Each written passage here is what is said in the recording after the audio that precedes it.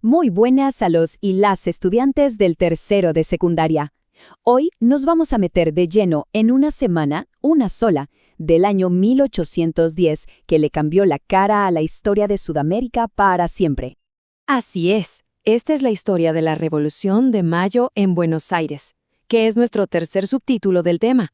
Y créanme, esta no es una historia aburrida de fechas y nombres. Esto se parece más a una película de suspenso político, donde cada día la tensión subía y subía. Para entenderlo bien, vamos a seguir un camino muy claro. Primero, veremos cómo estaba el poder en ese momento, un poder bastante frágil. Luego, la noticia que lo hizo estallar todo. Después, nos sumergiremos en los días clave de la semana de mayo. Veremos cómo nace un nuevo gobierno y, al final, por qué todo esto fue un paso gigante hacia la libertad. Muy bien, empecemos. Para entender la explosión, primero hay que ver cómo estaba el escenario justo antes, quién tenía el poder y por qué ese poder, en realidad, pendía de un hilo. Bueno, la figura más importante en el virreinato del Río de la Plata era el virrey. Piensen en él como el jefe máximo, la autoridad suprema, pero con un detalle crucial. Todo su poder no era propio, venía directamente de España, era, digamos, el representante del rey. Y en ese momento, ese hombre era Baltasar Hidalgo de Cisneros. Él había llegado hacía poco, nombrado por un gobierno que se había formado en España, llamado la Junta de Sevilla. Ojo con este nombre, la Junta de Sevilla, porque es la clave de todo lo que está por pasar. Ahora, este poder del virrey parecía muy sólido, muy estable, pero en realidad era como un castillo de naipes, y estaba a punto de derrumbarse por culpa de una noticia que cruzó todo el océano Atlántico para llegar a Buenos Aires. ¿Qué pasaba al otro lado del mundo? Pues en Europa, un tal Napoleón Bonaparte andaba conquistando todo a su paso. Su ejército invadió España, lo que provocó un caos gigantesco y dejó al gobierno español, sin gobierno. Y entonces cae la bomba.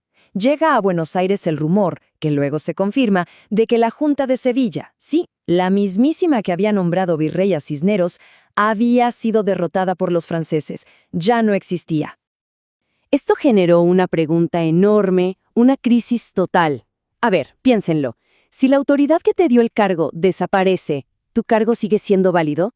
¿Quién manda ahora? La legitimidad del virrey se había hecho humo. Y esa pregunta, esa simple pero poderosísima pregunta, fue la chispa que encendió la mecha de una serie de eventos frenéticos que hoy conocemos como la Semana de Mayo. Y todo pasó rapidísimo. Miren, el 20 de mayo, la gente ya estaba en la calle pidiendo respuestas, un cabildo abierto. Para el 22, ya se estaba votando qué hacer con el virrey. Cada día traía un nuevo drama, una nueva decisión que iba a cambiarlo todo. Y aquí viene un giro de telenovela. El 22 de mayo, el cabildo vota y decide que Cisneros se tiene que ir. Una victoria para los revolucionarios, ¿cierto? Pues no. Al día siguiente, el 23, anuncian la nueva Junta de Gobierno. ¿Y adivinen quién era el presidente? El mismísimo Cisneros. Era una jugada para que todo cambiara, pero en el fondo, nada cambiará.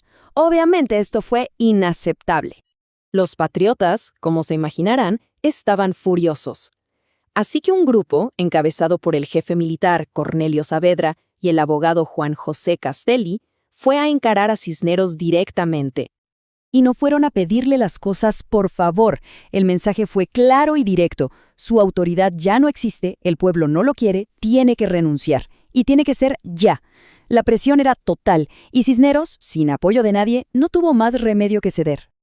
Con la renuncia definitiva de Cisneros, el último obstáculo se había derrumbado. Ahora sí, el camino estaba libre para formar un gobierno que de verdad representara a la gente de Buenos Aires. Y así, con toda esa tensión y esa lucha, llegamos al día que quedó grabado en la historia, el 25 de mayo de 1810. Ese día se proclamó oficialmente la primera Junta de Gobierno. Y esto es fundamental. Fue el primer gobierno autónomo de esta parte del continente. Un gobierno que ya no le rendía cuentas a un virrey, sino a su propio pueblo. Y esta junta estaba formada por los protagonistas de la revolución. El presidente era Cornelio Saavedra, y junto a él estaban figuras importantísimas como Mariano Moreno, Manuel Belgrano, nombres que luego serían clave en toda la lucha por la independencia. Bueno, y después de todo este relato, uno se pregunta, ¿por qué un evento que ocurrió en Buenos Aires es tan importante para que lo estudiemos hoy? Porque esto no fue un simple cambio de mando local, fue como la primera pieza de un dominó gigante. La noticia de que en Buenos Aires se habían atrevido a formar un gobierno propio mandó un mensaje potentísimo a toda Sudamérica. La independencia es posible. Y al final, esta historia nos deja pensando en algo, ¿no? En la tremenda valentía que se necesita para desafiar todo un sistema, para romper con lo establecido y decidir, desde cero, construir un futuro diferente. Y esa es la historia de la decisiva semana de mayo. Espero les haya parecido tan fascinante como a mí. Muchísimas gracias por acompañarnos, estudiantes del tercero de secundaria, y nos vemos en la próxima explicación.